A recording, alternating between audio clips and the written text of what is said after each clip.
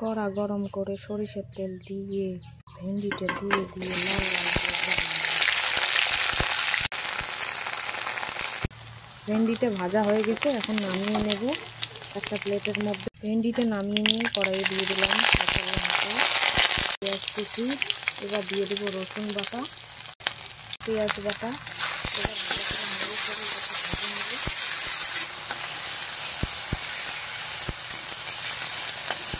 দিয়ে দিলাম 1 চামচ লবণ স্বাদ মতো, তারপর একটুখানি হলুদ গুঁড়ো।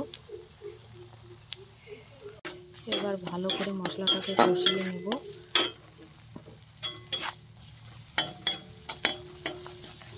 মশলাটা কষানো হয়ে গেলে এখানে দেব একটু সর্ষে বাটা দিয়ে দিলাম। এবার এটাকে ভালো করে ভেজে নেব।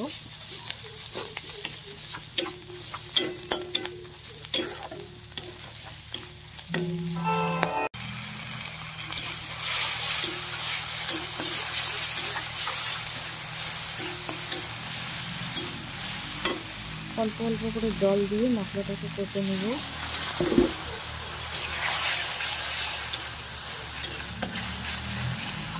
1 চামচ জিরে গুঁড়ো। এবার ভালো করে কষিয়ে নেব, ভালো করে কষিয়ে নেব। যেহেতু কয়েকদিন ধরে জ্বর চলছে তাই মুখে একটু স্বাদ নেই, তাই এটাকে ভালো করে ভেঙে নিয়ে ভেন্ডিটা দিয়ে দেবো। এখানে রাখা ভেন্ডিটা এবার দিয়ে দিলাম।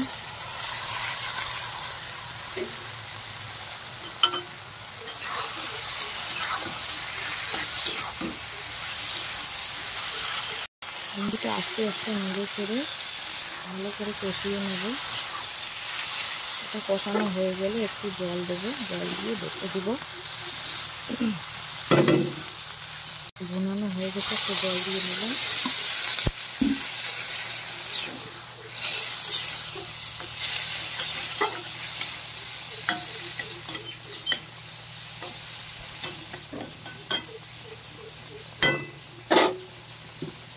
এবার ঢাকনা দিয়ে ঢেকে দেবো।